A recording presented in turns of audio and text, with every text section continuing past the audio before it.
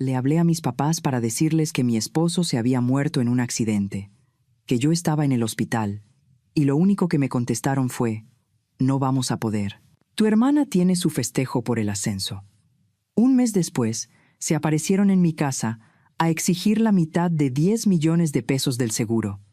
Y ahí sí, como si nada. Bueno, vamos viendo. Me llamo Renata y tengo 29 años. Estuve casada con Santiago 5 años que, de verdad, se sintieron como un parpadeo y como una vida entera al mismo tiempo. Nos conocimos en la universidad. Él estudiaba ingeniería civil y yo contabilidad. Nos casamos prácticamente saliendo, cuando todavía traíamos esa emoción de ahora sí viene lo bueno. Santiago consiguió trabajo en una constructora y yo entré a un despacho contable pequeño por Reforma, de esos donde todos se conocen y el café casi siempre sale aguado, pero el ambiente es tranquilo. Con esfuerzo y paciencia, compramos una casita rumbo al sur, por la zona de Tlalpan, en un fraccionamiento sencillo. Tenía un jardincito al frente y una reja blanca que a mí me daba risa porque parecía de postal. Sí, ya sé, suena cursi, pero a nosotros nos encantaba. Santiago se la pasaba los fines de semana arreglando algo, pintando, sembrando plantas. Siempre terminaba con las manos llenas de tierra o con pintura en la playera, y aún así se veía feliz, como si ese pedacito de casa fuera su proyecto favorito. En esos meses hablábamos mucho de tener hijos. Santiago traía esa ilusión en serio, de las que se te notan en los ojos. Ya tenía nombres pensados y todo. Renata, vamos a tener a los niños más bonitos, me decía cuando estábamos tirados en la sala viendo cualquier cosa. Van a salir con tu cabeza y ojalá con mi estatura. Yo no estaba desesperada por embarazarme, la verdad, pero verlo tan emocionado me contagiaba. Me hacía pensar, sí quiero. Unas semanas antes del accidente, fuimos a visitar a un amigo suyo de la universidad, Marco, que vive por Cuernavaca. Salimos después de comer para evitar lo peor del tráfico, y aún así hicimos como 2 horas y pico.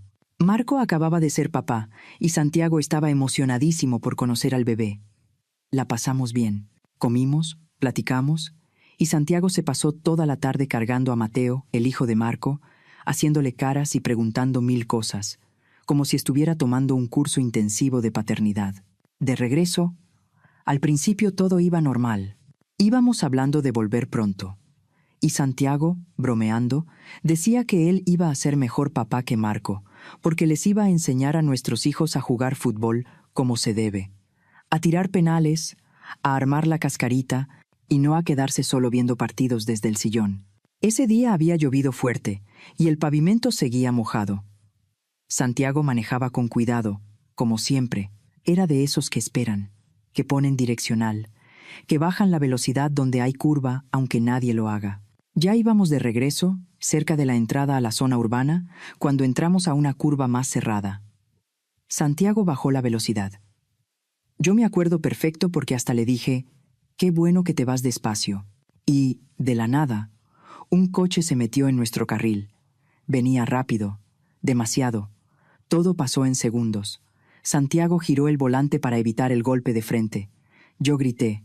Escuché el golpe del metal contra metal y sentí cómo se me apretaba el pecho del susto. El otro coche nos pegó del lado de Santiago. Después ya no tengo imágenes claras, solo sensación. Vueltas, el cuerpo sin control, el ruido, y luego un golpe seco.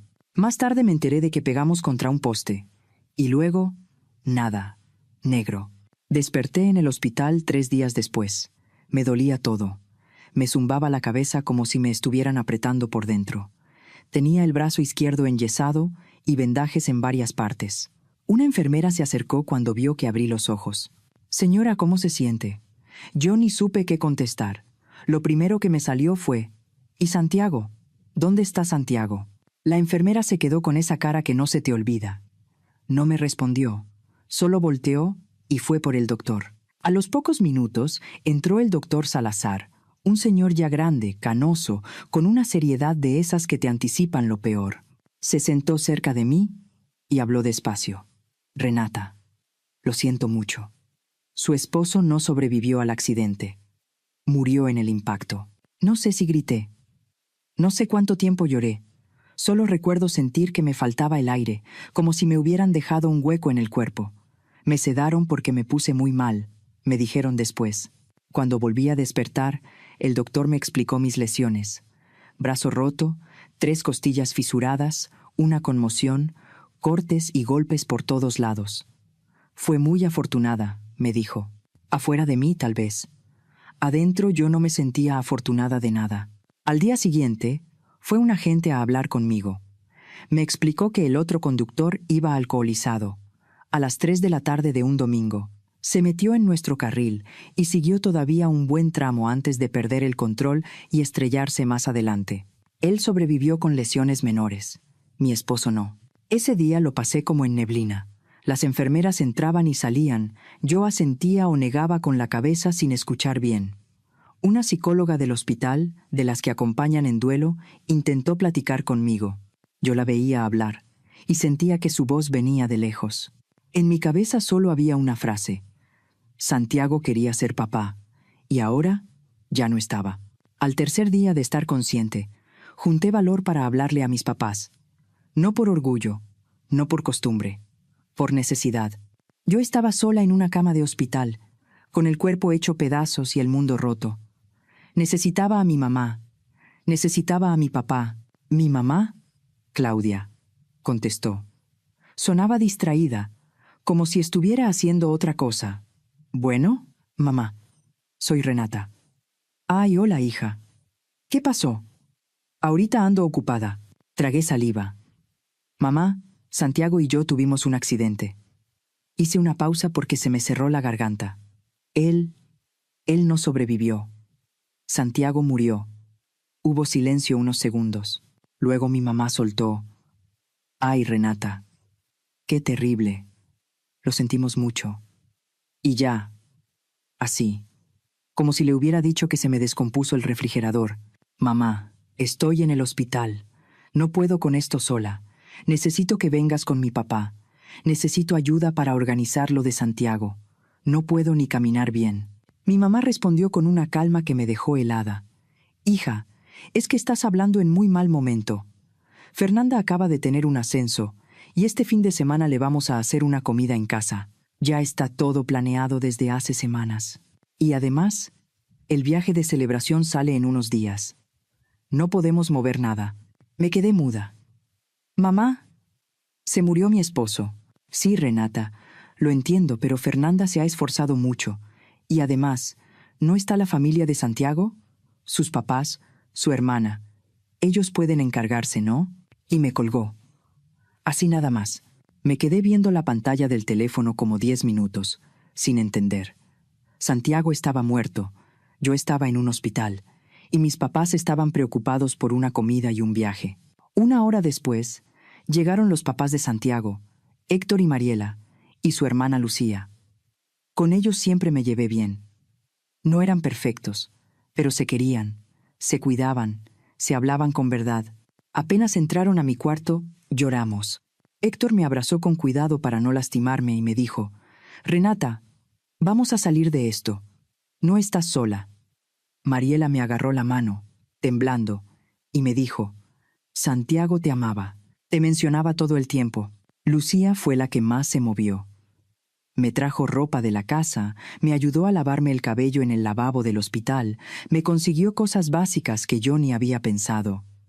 Tú no te preocupes por nada, me decía. Nosotros vamos a encargarnos del velorio, de la misa, del panteón. Tú concéntrate en recuperarte. Hubo velorio esa misma semana. Yo no pude ir. Todavía estaba demasiado mal.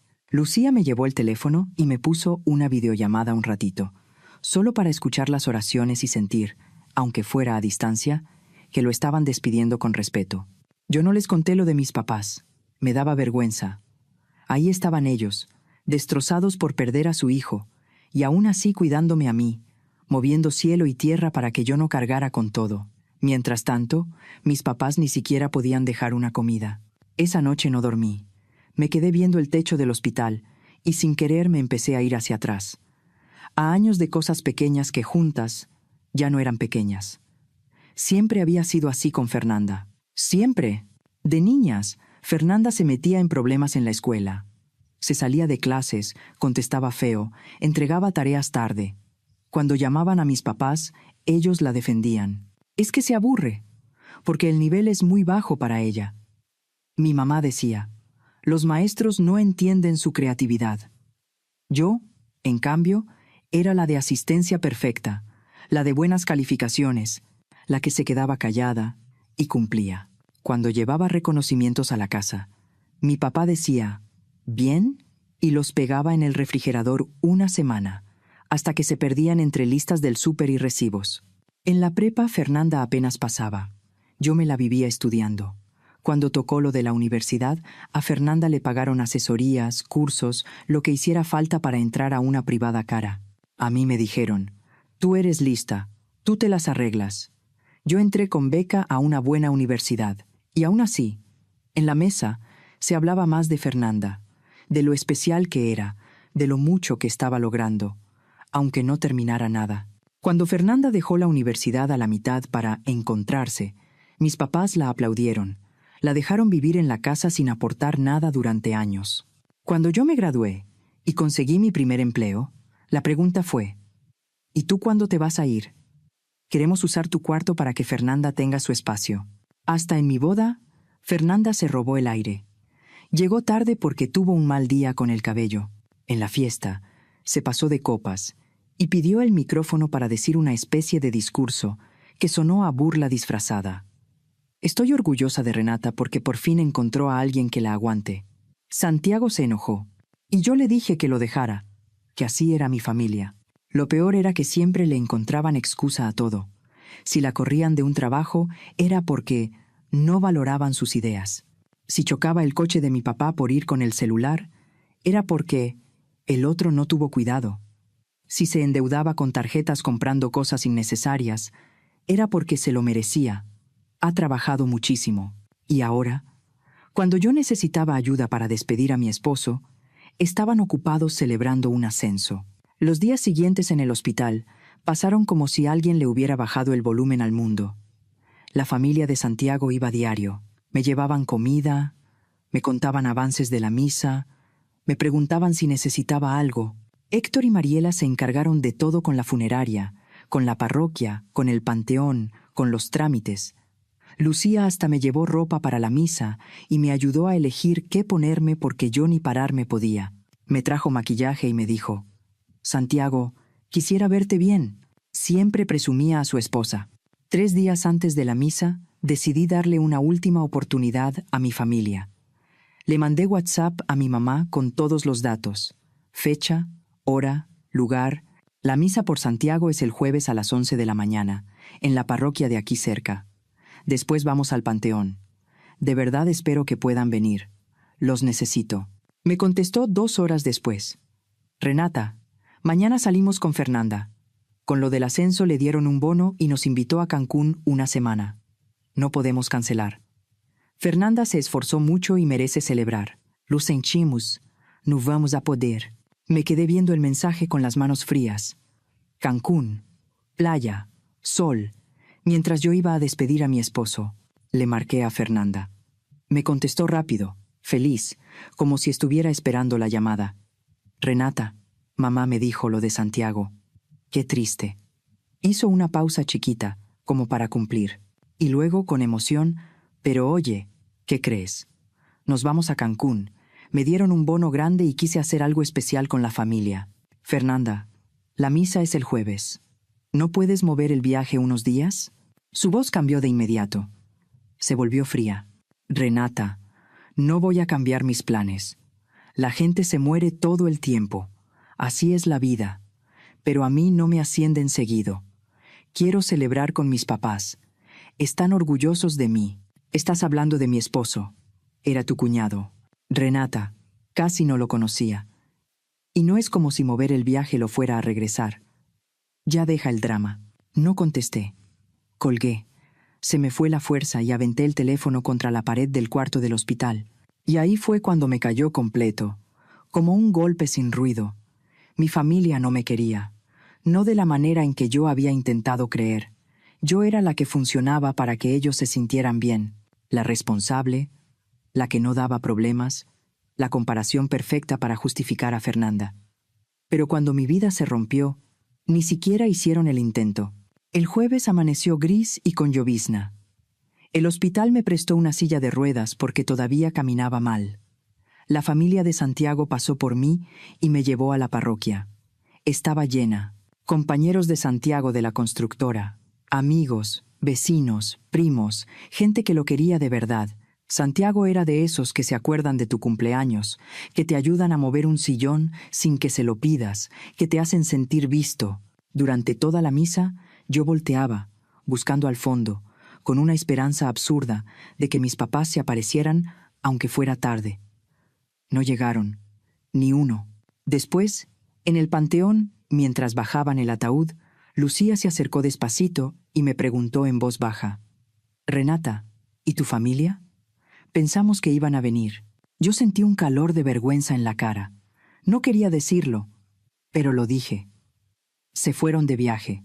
Fernanda tuvo un ascenso y no quisieron perderse su celebración. Héctor y Mariela se miraron sin decir nada. Lucía apretó la boca, como conteniéndose, y solo dijo: «Renata, tu familia siempre me pareció rara, pero esto no tiene perdón». Después de eso me quedé una semana más en el hospital. Los doctores querían vigilar la conmoción, asegurarse de que no me mareara al caminar y que el dolor bajara. La familia de Santiago estuvo ahí diario. Me ayudaban con ejercicios de rehabilitación, me llevaban libros, se quedaban sentados conmigo cuando yo no quería hablar. Cuando por fin me dieron de alta, Héctor y Mariela me llevaron a casa. Abrir la puerta y entrar sin Santiago fue lo más duro que he vivido. Todo estaba como lo dejamos. Su taza de café en el fregadero, sus botas en la entrada, notas en el refri con su letra. Comprar leche. No olvidar focos. El silencio pesaba. Lucía me ayudó a revisar ropa y cosas personales. Donamos mucho, pero me quedé con su camisa de franela favorita y su anillo de bodas. Héctor se sentó conmigo para empezar a entender el papeleo que llega cuando alguien muere. Trámites, cuentas compartidas, seguros, cosas que nadie te enseña. Un par de semanas después, cuando ya podía sentarme sin marearme y caminar despacio sin sentir que se me iba el piso, fui a ver al licenciado Benítez, el abogado que había ayudado a Santiago con la compra de la casa y con su testamento en la notaría. Yo esperaba algo sencillo. Un seguro de vida normal, un poco de ahorros. El licenciado extendió papeles sobre el escritorio. «Renata, Santiago fue muy cuidadoso. Por testamento, usted hereda todo: la casa, las cuentas, su fondo de retiro». Eso lo imaginaba, pero luego siguió. Además, su esposo tenía 2 seguros. Uno era el de la empresa, el típico de prestaciones, y el otro lo contrató por su cuenta hace tiempo, justamente para que usted estuviera protegida si pasaba algo. Entre los dos suman 10 millones de pesos, y usted es la única beneficiaria. Sentí que me faltaba aire. ¿10 millones? Sí. Y hay otra póliza más pequeña, de 250,000 pesos, destinada a cubrir los gastos funerarios. Salí de ahí como si caminara en agua. Santiago nunca me dijo el monto exacto. Yo sabía que tenía seguro, claro, pero no esa cantidad. Y aún con todo, mi primer pensamiento no fue que la vida ya estaba resuelta. Fue: te lo cambio todo por tenerte aquí. El dinero no te sienta en la sala, no te abraza, no te dice «ya llegué». El dinero no llena el silencio. Pedí 2 semanas más en el trabajo para acomodarme. Mi jefe fue comprensivo y me dejó regresar poco a poco. El trabajo ayudó, porque me obligaba a pensar en otra cosa. Pasó más o menos un mes desde el accidente, y por primera vez tuve una semana sin llamadas raras, sin sobresaltos, sin gente exigiendo nada. Yo seguía de duelo, pero ya podía levantarme, hacerme de comer y atravesar una tarde sin sentir que me iba a romper en cualquier momento. La familia de Santiago me llamaba seguido, y yo iba con una terapeuta de duelo, un día a la vez. Y entonces, como a la 5ª semana, un sábado en la tarde, escuché coches estacionándose frente a mi casa. Me asomé por la ventana y vi el sedán de mis papás y la camioneta de Fernanda. Se me hundió el estómago. Tocaron la puerta. Abrí. Mi mamá entró con una sonrisa que no le llegaba a los ojos y me dio un abrazo rápido. Renata, hija, ¿cómo estás? Hemos estado muy preocupados. Mi papá, Roberto, miraba alrededor como si estuviera evaluando.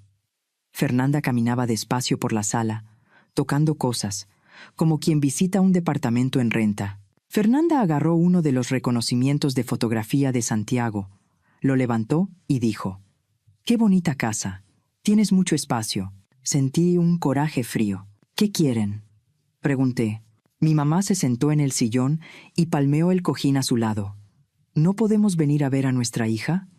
Queríamos saber cómo estás llevando tu pérdida».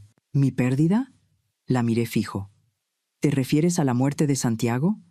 ¿La misa a la que no fueron porque se fueron a Cancún?». Se hizo un silencio. Fernanda fue la primera en hablar, como siempre. «Renata, estábamos en shock. No sabíamos cómo reaccionar. Por eso nos fuimos. Necesitábamos tiempo para procesar». La vi y pensé que ni siquiera le salía bien la mentira. «¿Qué quieren?», repetí. Mis papás se miraron. Mi mamá se aclaró la garganta.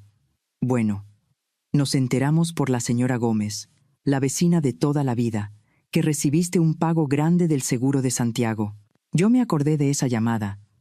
La señora Gómez me preguntó cómo iba a pagar todo, y yo, todavía aturdida, dije algo como: «El seguro de vida va a cubrir los gastos», y con eso fue suficiente. Mi mamá siguió, con la voz de quien pide un favor sencillo: «Pensamos que podrías ayudar a Fernanda. Está viendo departamentos y necesita dinero para el enganche. Con la mitad se podría comprar un lugar muy bonito. La mitad. 5 millones de pesos. La mitad del seguro de vida de mi esposo muerto para que mi hermana se comprara un departamento». Mi papá por fin habló, serio, como si estuviera dando una lección. «Renata, Fernanda se ha esforzado mucho. Se merece un buen lugar, y tú tienes más que suficiente». Los vi a los tres, sentados en mi sala. En la sala donde Santiago y yo hablábamos de hijos, donde planeábamos futuro, donde yo ahora cenaba sola, y entendí algo que dolía por lo claro. Yo no los conocía, o tal vez sí, pero llevaba años justificándolos.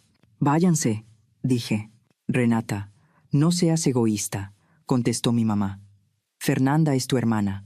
Por favor, salgan de mi casa», repetí, más fuerte. Fernanda se levantó con la cara endurecida. «Estás siendo completamente irracional. Somos familia. La familia se ayuda». Me tembló la voz. «¿Y dónde estuvo mi familia cuando yo estaba en el hospital? ¿Dónde estuvieron cuando yo necesitaba despedir a Santiago? A ustedes les importo ahorita porque creen que pueden quitarme dinero. No por mí». Se fueron con la boca apretada. Mi mamá todavía volteó como si esperara que yo cambiara de opinión en la puerta. No lo hice. Cuando cerré, me senté en el sillón y lloré 2 horas. No de tristeza, de rabia, de cansancio, de todo lo que por fin estaba viendo sin filtros. Yo pensé que ahí se iba a acabar, que les daría pena y se irían. Me equivoqué. Al día siguiente empezaron las llamadas. Mi mamá marcó 6 veces. Cuando por fin contesté, dijo: «Renata, tenemos que hablar esto con la cabeza fría. Fernanda necesita ese dinero y tú estás muy terca». Colgué. Luego marcó Fernanda. «No puedo creer que estés así. Soy tu hermana. Nunca te he pedido nada. Era mentira. Fernanda me había pedido dinero 1000 veces, para salir de un apuro, y jamás me pagó». Colgué otra vez. Luego, mi papá dejó un mensaje de voz larguísimo diciendo que estaba decepcionado de mi egoísmo, que Santiago se avergonzaría de mí por darle la espalda a la familia. Ese mensaje me prendió algo por dentro. Bloqueé sus números. No se rindieron. Empezaron a escribirme desde teléfonos de otras personas. Mi tía Patricia, hermana de mi papá, me mandó mensajes diciéndome que pensara bien, que esto se arregla en privado, que no exponga a la familia. Yo no contesté. De hecho, Patricia incluso quiso citarme para hablar en casa de mis papás, como si yo fuera la que tenía que pedir perdón. Y ahí entendí que lo que les dolía no era Santiago, ni yo. Les dolía la imagen. Entonces mi mamá decidió hacerlo público. Subió una publicación larguísima en Facebook, una historia llorosa donde decía que su hija había recibido dinero y se negaba a ayudar a la familia en un momento difícil. No mencionó a Santiago. No mencionó que se fueron de viaje el día de la misa. No dijo por qué existía ese dinero. Lo pintó como si yo me hubiera ganado algo y estuviera siendo avara. Los comentarios empezaron a caer. Primos, conocidos, gente de la iglesia de mis papás, vecinos, diciendo que, qué mal, que cómo es posible, que una debe apoyar a su hermana. Yo veía eso y sentía cómo me subía el calor de la injusticia. A los 2 días ya no pude más. Hice mi propia publicación.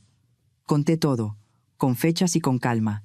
Expliqué que mi esposo murió en un accidente, que yo estuve hospitalizada, que pedí ayuda para organizar la despedida, y me dijeron que no porque tenían una comida y un viaje por el ascenso de mi hermana.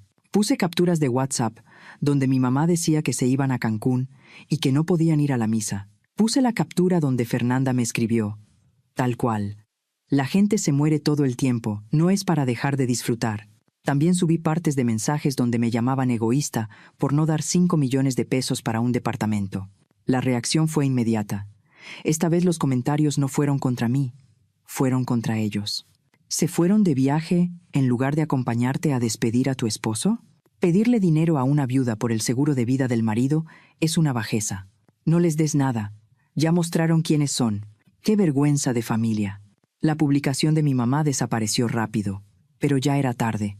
Mi publicación se compartió. Hubo capturas. En una semana, medio mundo sabía. 2 semanas después me llegó un correo de mi mamá. No una llamada, no un mensaje, un correo formal, como si me estuviera hablando una empresa. Decía, en resumen, que mi espectáculo había avergonzado a la familia, que estaban indignados con mi avaricia y con mi falta de lealtad, y que a partir de ese momento cortaban todo contacto conmigo, que yo ya no era bienvenida en su casa, que no volverían a buscarme, y que esperaba que yo estuviera contenta por elegir el dinero sobre la familia. Me quedé viendo la pantalla y me salió una risa seca. El descaro. Ellos, diciéndome eso. Ellos, que solo aparecieron cuando olieron dinero. Ellos, que se fueron a la playa cuando yo enterraba a mi esposo. Y aún así, lo que sentí después no fue dolor. Fue alivio. Como si, por primera vez en mi vida, me quitaran una carga que yo ni sabía que traía encima. Ya no tenía que estar compitiendo por su atención. Ya no tenía que estar probando que yo valía. Mientras tanto, la familia de Santiago siguió siendo lo que siempre fue: gente presente. Cuando les conté lo del drama en Facebook y el correo, Mariela negó con la cabeza y me dijo: Renata, tú estás mejor sin personas así cerca. Y ahí tomé una decisión que me salió del corazón. A finales de noviembre, en una de esas cenas familiares que aquí hacemos antes de que se nos venga encima diciembre, invité a Héctor, Mariela y Lucía a cenar. Quería agradecerles. Quería sentir casa sin sentir culpa. Cociné lo que a Santiago le gustaba en esa temporada. Hice pavo al horno, una receta de Mariela para el relleno, puré de papa, ensalada de manzana y una pasta sencilla. Consideré hacer postre, pero ese día con trabajos tenía fuerzas para estar de pie. Después de cenar, les dije que necesitaba hablar con ellos. Me sudaban las palmas. He estado pensando mucho en el seguro de vida de Santiago. Empecé. Yo sé que él quería que yo estuviera bien, pero también sé cuánto los amaba. Y yo quiero que ustedes estén tranquilos. Quiero darles la mitad. 5 millones de pesos. Se quedaron en silencio. Mariela se llevó la mano a la boca y se le llenaron los ojos de lágrimas. Renata, no. No podemos aceptar eso. Héctor negó con la cabeza. Ese dinero es tuyo. Santiago lo hizo para ti. Lucía me miraba como si no supiera qué decir. Yo respiré hondo. Santiago los amaba. De verdad. Y yo también los quiero. Ustedes estuvieron cuando nadie estuvo. Yo no quiero que batallen nunca. Por favor. Me costó convencerlos. No querían, por orgullo y por respeto. Al final aceptaron con una condición: que todo quedara por escrito, que nadie pudiera usar eso para confundir las cosas y que yo siguiera sintiéndome parte de la familia. Firmamos un convenio sencillo con el licenciado Benítez. Y, ya con los papeles en regla, hice la transferencia en sucursal con autorización del banco. No fue de un solo movimiento. Lo dejamos programado en 2 partes para que no hubiera problemas. Todo quedó claro. Eso fue hace 6 meses. Hoy estoy bien, dentro de lo que cabe. Extraño a Santiago todos los días. Hay momentos en que me pega el recuerdo como si fuera la primera semana. Pero he aprendido a estar sola sin sentirme abandonada. Sigo en mi trabajo porque me ayuda a tener la mente ocupada. Sigo yendo a terapia de duelo. Vivo en la casa que Santiago y yo compramos, con su camisa doblada en un cajón y sus notas todavía pegadas en el refrigerador, porque, por alguna razón, me calma ver su letra. No estoy lista para salir con nadie. No sé si algún día lo estaré. Ahorita no. Tengo suficiente dinero para vivir tranquila, sí. Pero lo más importante es otra cosa. Tengo gente que se preocupa por mí de verdad. No he sabido nada de mis papás ni de Fernanda desde ese correo. A veces me pregunto si Fernanda consiguió su departamento. Luego me acuerdo de cómo me habló, de cómo se fueron, de cómo llegaron a mi sala a medir mis cosas con los ojos. Y se me pasa. La familia de Santiago se volvió mi familia. Comemos juntos los domingos. Me incluyen en todo. Lucía me dice, hermana, y lo dice en serio. Héctor y Mariela me tratan como hija, como deberían tratar los papás a sus hijos. Al final entendí algo que me costó años aceptar. La familia no siempre es sangre. La familia es quien se queda cuando tu mundo se cae. Y yo, por fin, tengo una.